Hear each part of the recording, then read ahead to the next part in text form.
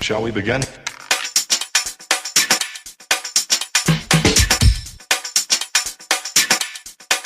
Let's begin now.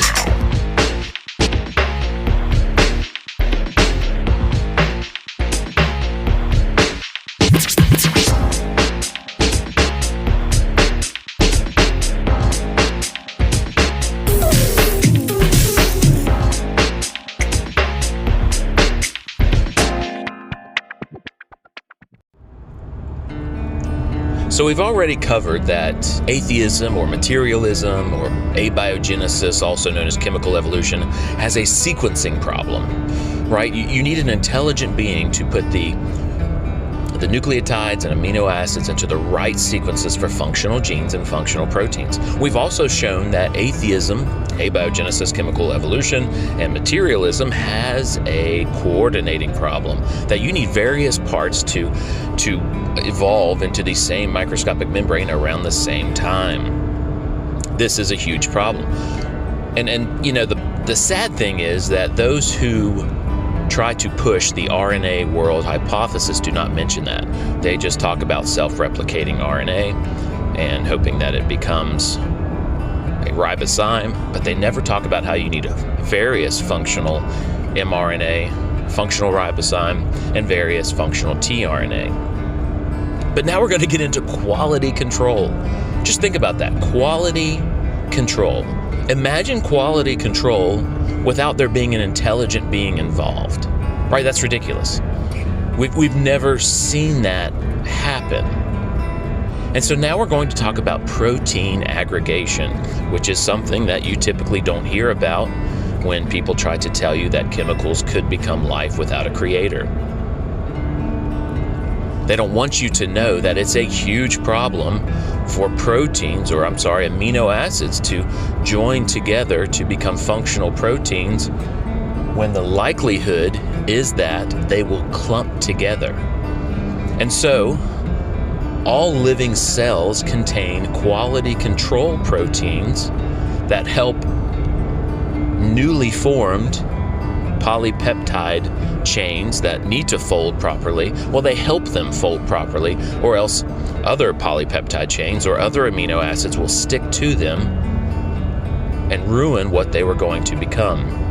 Imagine the 3D printer, and it produces an object, but that object becomes deformed. You need something to help it, become what it should be, and heat is an issue, right? So imagine you got a 3D printer, but you've got this 3D printer printing something too close to heat, and it becomes deformed. Well, that's kind of very similar to protein aggregation, because heat is one of the things that can cause proteins to misfold, even once they're already folded properly. And so the way that all living organisms deal with protein aggregation is with these things called chaperones, or heat shock proteins. And so what they do is they help proteins or polypeptide chains, before they become their proper fold or go through their proper folding, they help them fold properly, and then if they become misfolded, they help them get back to the folded state or just break them up altogether. This is an amazing thing, and this is actually the cause of many diseases, like Alzheimer's is caused from protein aggregation in the brain. This is why you need plenty of sleep, and that helps take care of that, or prolong it, or helps us avoid Alzheimer's. So let's watch some videos on protein chaperones and how all living organisms deal with protein aggregation. The interesting thing about these is that they are made of proteins themselves, and they depend on the protein structure known as ATP synthase that generates ATP, because these are ATP-driven mechanisms. So again, you've got a coordinating problem. Coordinating and quality control is a big problem. Check out these videos.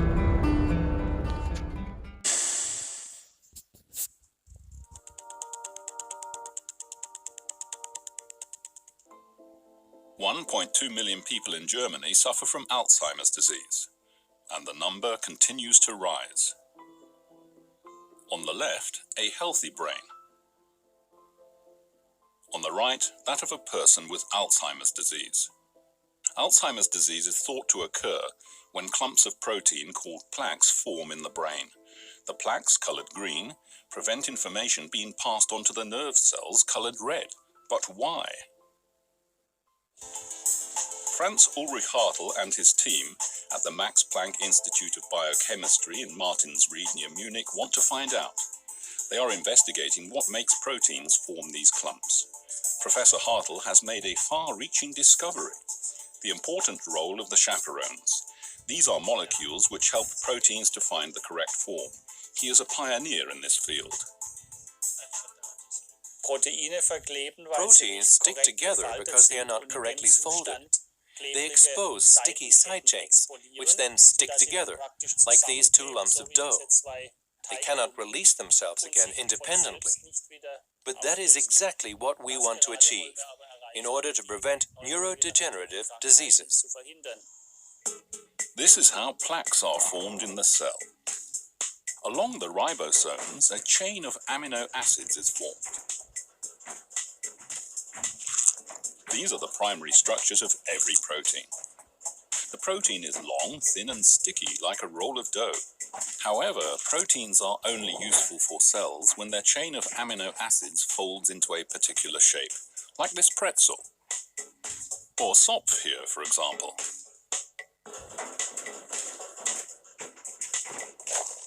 However, many proteins cannot fold themselves without help, just as the dough cannot find its correct shape without the baker.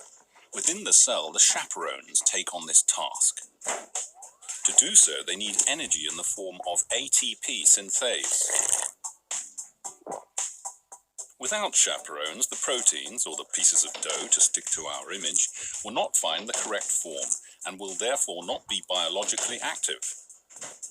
An incorrectly folded protein is usually sticky and glued to itself, or glues itself to other proteins. This makes it useless for the cell, junk, so to speak.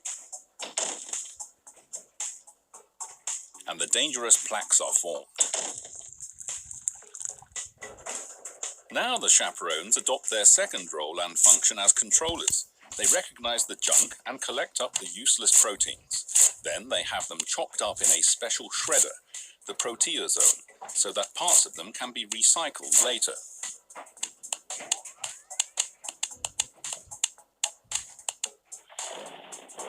Now listen to this clip of a scientist saying that if they change any of the amino acids in the sequencing inside the chaperone, that it doesn't function the way it should. And listen to him saying that the protein chaperone that he's talking about, GROW-L, that it is essential for life. It is essential for the bacteria that it's in.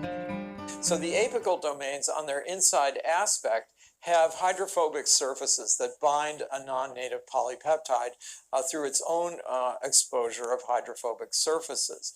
And then in a subsequent step, these hinges open and help to form an encapsulated chamber, as I'll show you in the next couple slides, which is where folding takes place. So here's the polypeptide binding surface. It's a hydrophobic surface. It took us a bit of a while to figure out that this must be the surface, but one morning we came into the lab and we had mutated all these hydrophobics that we saw facing the central cavity of GROW-L, and all of the mutants that we made were unable to support viability. GROW-L is essential for cell viability. GROW-L is essential for cell viability. GROW-L is essential for cell viability. And we very quickly purified all of these individual mutants and could show in vitro that changing any one of these residues, which of course changes 7 residues around a GROW-L ring, to a hydrophilic character, abolishes polypeptide binding. These cells function in a highly regulated manner by expressing a wide range of proteins and biological materials. HSP70, one of the proteins which is instrumental in maintaining the correct folding pattern and function of client proteins, is expressed constitutively in most cells. It functions by binding a client protein, aided by a variety of co-chaperones and factors, including HIP, HOP, and CHIP, and facilitates the refolding of that protein. This is an energy-driven process which allows the client protein to become structurally competent and active. Once complete, the HSP70 and the associated factors involved in the chaperoning process release the refolded client protein. A variety of internal and external stresses can exert significant pressures on living cells. These can come from environmental factors such as heat, radiation, or toxic chemicals, or from inside cells during diseases such as cancer. During these times of stress, cells respond by overproducing HSP70 at high levels. Now, after watching these videos, I hope you are amazed at what is going on inside all living organisms, that there are protein chaperones. There's quality control because protein aggregation, the clumping of proteins, hurts organisms. So just be honest with yourself. Be open-minded. My concern is that the atheistic community is just, they have a philosophy problem. It's not a science problem, it's a philosophy problem. That they believe, they have the philosophy that all that exists is material, mass and energy. They don't believe in anything outside of that, which I would hope anyone who even just knows a little bit about quantum physics would see that with quantum entanglement or string theory that there are more than 3 spatial dimensions. Well, that should destroy materialism. Not to mention all these problems in biology with life coming into existence are easily solved by there being a hyperdimensional being, a being outside of these 3 spatial dimensions that we experience. Of course, I don't believe life came about by an organism from another planet because you're just pushing the problem to another planet. And so you've got to ask yourself, are you open-minded? Are you just following the evidence, or are you dedicated to a philosophy and unwilling to change that? Right? Materialism.